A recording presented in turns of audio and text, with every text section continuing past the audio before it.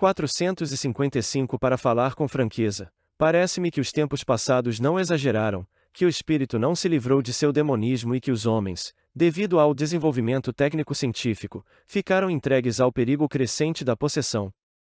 O arquétipo do espírito é certamente caracterizado como sendo capaz de efeitos tão bons quanto maus, mas depende da decisão livre, isto é, consciente da criatura humana, que o bem não se deteriore em algo satânico. Seu pior pecado é a inconsciência, mas a ela se entregam com a maior devoção até mesmo aqueles que deveriam ser mestres e modelos para os outros. Quando cessaremos de pressupor que o homem é simplesmente bárbaro, procuraremos seriamente os meios e caminhos para exorcizá-lo e arrancá-lo de sua possessão e inconsciência, transformando esta tarefa no mais importante feito da cultura. Não podemos entender afinal que todas as modificações e melhorias externas nada alteram no que concerne à natureza humana. Tudo depende em última análise da forma pela qual o ser humano manipula a ciência e a técnica, tornando-se responsável por seus efeitos? Com certeza, o cristianismo abriu-nos o caminho, porém permaneceu na superfície, não tendo penetrado suficientemente fundo, como os fatos comprovam. Que desespero será necessário ainda até que se abram os olhos dos líderes responsáveis pelo destino da humanidade, a fim de que pelo menos eles mesmos possam resistir à tentação? Nona Psicologia da figura do trickster. 456 Não é fácil expressar-me nos estreitos limites de um pós-fácil a respeito da figura do trickster na mitologia indiana. Sempre, desde que há muitos anos li o livro clássico de Adolphe F. Bandelier sobre The Delictmakers, fiquei impressionado com a analogia europeia do carnaval na igreja medieval e sua inversão da ordem hierárquica, a qual se perpetua ainda no carnaval dos grêmios estudantis.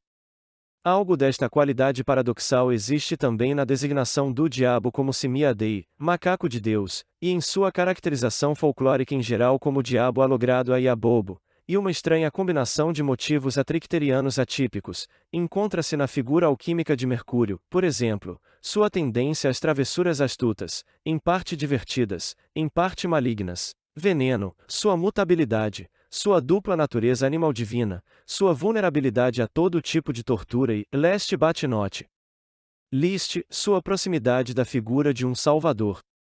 Graças a essas propriedades, Mercúrio aparece como um daemonium ressuscitado dos tempos primordiais, até mesmo mais antigo do que o Hermes grego. Os traços atricterianos de Mercúrio têm alguma relação com certas figuras folclóricas sobejamente conhecidas nos contos de Fada e Dunga, o João Bobo e o Palhaço, que são heróis negativos, conseguindo pela estupidez aquilo que outros não conseguem com a maior habilidade. No conto de Grimm 2, o espírito de Mercúrio é burlado por um jovem campônio, sendo forçado a comprar a sua liberdade com o dom precioso da arte de curar. Asterisco. 457 Como as figuras míticas correspondem a vivências interiores, tendo sido originariamente produzidas por estas últimas, não é surpreendente que ocorram fenômenos no campo da parapsicologia, apresentando traços do trickster. São as manifestações do poltergeist, que sempre sucederam em todo tempo e lugar. Acontecem particularmente onde há crianças na pré-adolescência. As travessuras engraçadas ou maliciosas deste espírito são tão conhecidas quanto seu baixo nível de inteligência, isto é, a tolice notória de suas comunicações. A habilidade de transformar-se também parece representar uma característica do poltergeist na medida em que numerosos relatos lhe atribuem formas de animais. Uma vez que ele mesmo se descreve às vezes como uma alma que se encontra no inferno, o motivo do tormento subjetivo, ao que parece, nunca falta. Sua universalidade coincide, por assim dizer, com a do xamanismo, ao qual pertence, como se sabe, toda a fenomenologia espírita. No caráter do xamã e do curandeiro há algo de trickster, pois eles também pregam peças maldosas aos que a eles recorrem, para depois sucumbirem à vingança dos prejudicados. Sua profissão, portanto, acarreta às vezes perigo de vida. Além disso, as técnicas xamânicas causam frequentemente desgraças e até mesmo tormentos ao curandeiro. Em todo caso, The Making of a Medicine Man 3 significa em muitos lugares do mundo uma tal tortura corporal e anímica que, segundo parece, produz danos psíquicos permanentes. O aproximar-se do Salvador é, pelo contrário, confirmando a verdade mítica, o fato de que o feridor e ferido cura, e o que padece repara ou remedia o sofrimento. 458 Esses traços mitológicos atingem até as mais elevadas esferas do desenvolvimento espiritual e religioso. Examinando-se mais acuradamente os traços demoníacos de Javé no Antigo Testamento, encontraremos alguns sinais da imprevisibilidade, da inútil mania de destruição e do sofrimento auto-infligido do Atrixter, juntamente com o desenvolvimento gradual rumo ao Salvador e sua humanização.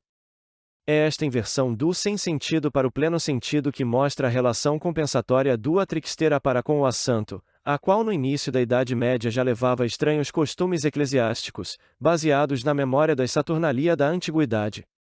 Estas eram celebradas com canto e dança nos dias que se seguiam ao nascimento de Cristo, portanto na época do Ano Novo. Tratava-se primeiro das tripudia, danças, inofensivas dos sacerdotes, do clero inferior, das crianças e subdiáconos na igreja. Nessa ocasião era escolhido um episcopus puerorum, bispo das crianças, nudais innocentium 4, paramentado com vestes pontificais. Este fazia uma visita oficial ao palácio do arcebispo, acompanhado de uma grande balbúrdia, e de uma das janelas do palácio distribuía sua bênção episcopal. O mesmo acontecia no tripudium e podiaconorum, bem como nos outros graus sacerdotais. No fim do século XII, o primeiro já havia degenerado numa verdadeira festa de loucos, festas Stultorum. No ano de 1198, uma notícia propagou-se de que em Notre-Dame, Paris, na festa da circuncisão, perpetravam-se tantos excessos e atos infames, a ponto de desacralizar o lugar sagrado, não só pelas palavras sujas, como também pelo derramamento de sangue.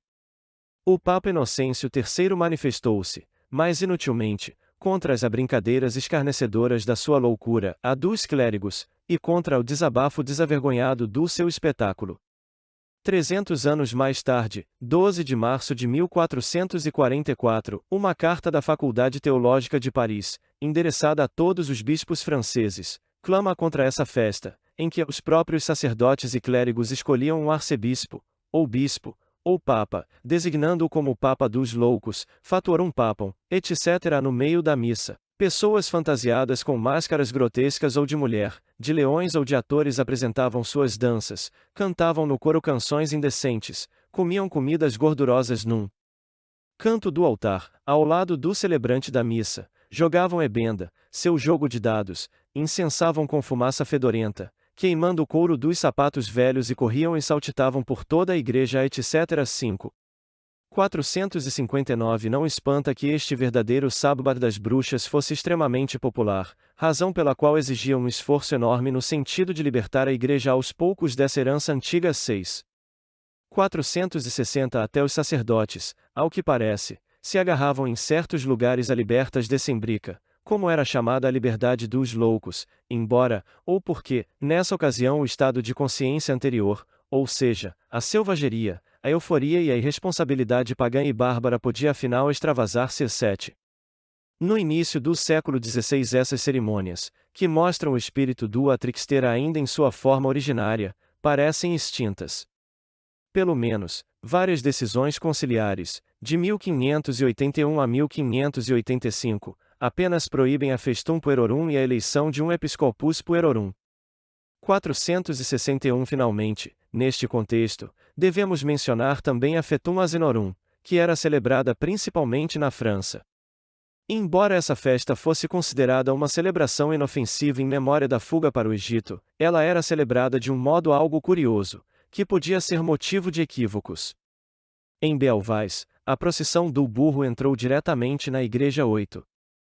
Na missa solenis que se seguiu, todas as pessoas relinchavam no final de cada parte da missa, do introito, do Kyrie, glória etc., isto é, YA, como faz o burro, ac modulatione in un concludebantur. No final da missa o sacerdote relinchará 3 vezes, ter in anabite, em vez do ite missa est, e o povo responderá em vez do Deu gratias, 3 vezes YA, inham, segundo se lê em um Codex Manuscriptus, supostamente do século XI.